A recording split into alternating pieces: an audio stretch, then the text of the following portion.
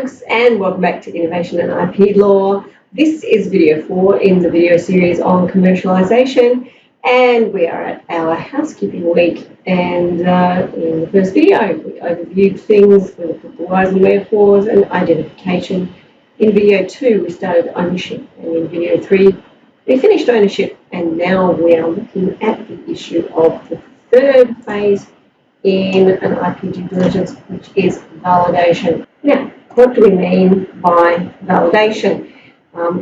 If, for example, things like patents and trademarks are registered on the respective registers, doesn't that mean they're valid? Well, I mean, you should ask. Actually, it doesn't mean that they are necessarily valid. Just because you get a patent across the line with the Patents Office and you end up on the register doesn't mean you're going to be there forever and a day, as long as you well, until the end of your 20-year period.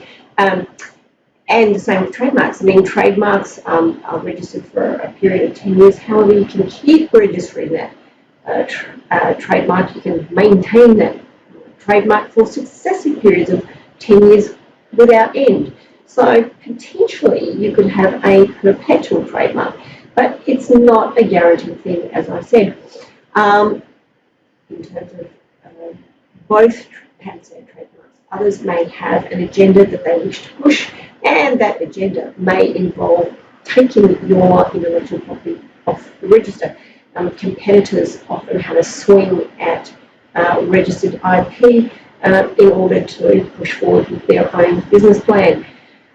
In terms of patents, a competitor or anybody with a sufficient interest can apply to have the patent deregistered, removed from the register, for any of the usual problems that will crop up during prosecution of the patent. So when it's going through the Patents Office initially, we call that prosecution. So things like novelty, you might have problems with prior art that's just come to the surface that shows that, in fact, the invention was not novel when it crossed the desk at the Patents Office. You might have problems with disclosures prior to the application having been made. They might be fixable, they might not be fixable, as we discussed earlier in this video series. But these are the kinds of problems that might surface at this phase of the examination. You might find there are other difficulties. For example, things like inventive step. There might be other information that's come to light that shows that, in fact, the invention did not possess an inventive step when the Patent Office thought it did, and therefore is vulnerable to being taken off the register. As I said, trademarks are also vulnerable to removal. The person seeking removal of a trademark can apply on all of the grounds, similarly to patents. They can apply on all of the grounds that a trademark would originally be rejected by the Trademarks Office for registration on, so things like not distinguishing the mark or being deceptive or confusing or containing certain signs or that kind of thing. The one that does sometimes crop up for trademarks is under Section 58, where the applicant for removal alleges that the original owner of the trademark doesn't actually own the trademark, and that's where you commonly get the person that originally devised the copyright work of art that has comprised a trademark logo has a swing at a registered mark if the owner of the registered mark doesn't agree to pay them for their copyright work. So that is the issue of removal from the register and vulnerabilities to attack. The next step in validation phase is looking at freedom. It sounds very Mel Gibson, Braveheart-ish, doesn't it? But here we're talking about freedom to operate. And what do I mean by that? It's particularly in relation to patents, because patents are only exclusionary. What do I mean by that? A patent is a set of rights that only enables the owner of the patent to prevent others from exploiting, that is, using licensing, otherwise gaining the benefit of the invention as set out in the claims of the registered patent. Now, if that patented invention relies in some way on other patented invention as an input for the invention, or if they somehow sit on a platform of technology that is patented and you need to have access to that platform in order for your patented invention to work, then you are not going to have freedom to operate. That is, you won't be free to commercialise your patented invention because you're going to have to actually check with the other owner of the patented technology that's somehow interrelated with your patented invention in order to get their clearance for you to go ahead and commercialise. What do I mean by clearance? I mean usually you will be required to at least license the other technology, if not actually acquire that technology outright. So freedom to operate check is a very crucial step when you're talking about patented technology, because you certainly don't want to be treading on other patented owners' toes when you set about commercialising your invention. So that's the issue of freedom to operate. And the last step, and this one is often omitted. Count those beans, I say. So the third and sometimes engaged in step in validation is to validate what the other party is saying is the value of the intellectual property involved.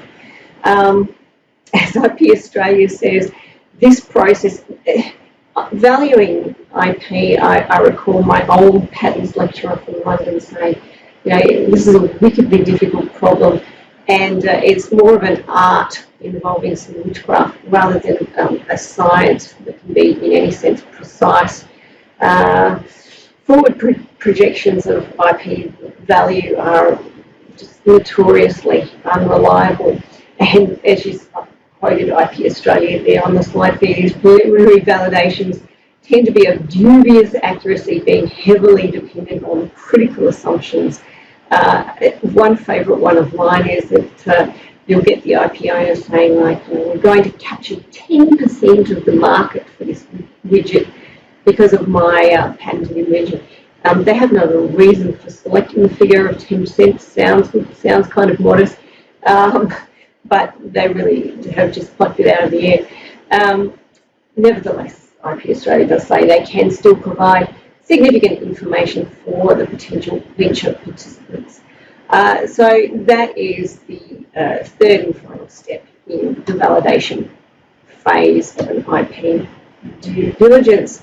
So that is our housekeeping week on IP due diligences and the various different bits and bobs involved in an IP due diligence. As I said in my overview slide, the management and maintenance of IP is certainly something that can feed into an IP due diligence, because if you've been managing your IP well, the whole process of an IP due diligence, when you're getting close to concluding a deal, will be made much, much easier. And so I guess it's appropriate that we just say a few things about managing IP well. You can flesh this all out when you are doing your reading the text for this week. But you know, it really could be a whole complete unit of study in terms of working out what the best way to manage a company's IP is. But just for the purposes of today, let's have a look at some big ticket items that you need to be aware of in terms of good business housekeeping on a regular basis, that regular clean that keeps everything in tip-top shape. My first bullet point is just the typical royally. It depends. How you're going to manage your IP will really depend on the nature of the business, how much cash it has, and what the importance and magnitude of the IP is for that business. Obviously, the more crucial the IP is for a business, the more cash they're going to throw at managing it properly. Well, the more cash you hope they throw at managing it properly. It's not just down to provisions in employment contracts and making sure that the naughty employees don't run off with your IP, although certainly that's one big factor in protecting and maintaining your IP, is having good employment contracts. But there are just a wealth of procedures and processes that need to be put into place when a company is getting serious about managing its IP in an ongoing way. You need to look at things like how the IP is documented.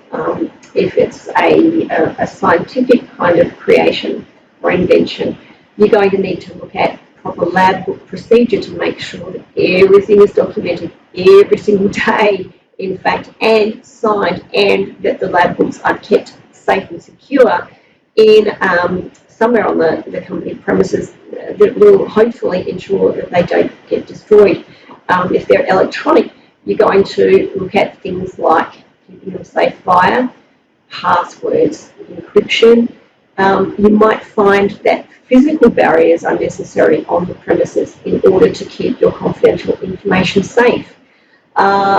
Things like key card access, swipe card access, to segregate the workforce and what exactly they know about your confidential information. There might even be procedures whereby you have separation of roles, which team is involved in which part of the project, and keeping the teams separate so that they don't all have the big grand picture of the ultimate technology that's being created.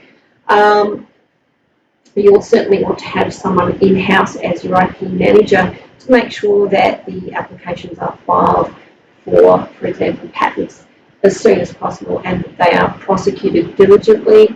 You're going to need to have a recordal process for all of your IP registrations and a database, hopefully, that will flag for you when registrations will fall due and fees need to be paid in order to maintain those widgets, those patent technology or maintenance of the trademark on the register.